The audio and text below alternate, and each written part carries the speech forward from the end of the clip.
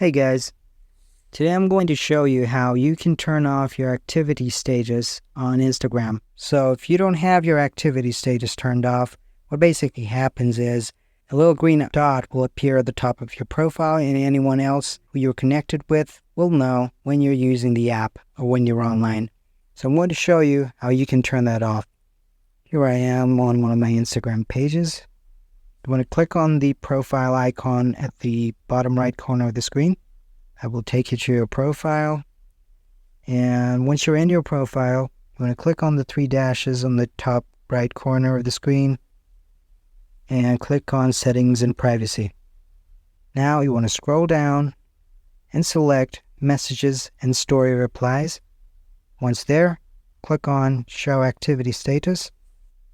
You'll see that it's turned on. Tap on it to turn it off, and voila. You have now turned off your activity status on Instagram, and people won't know when you're using the app.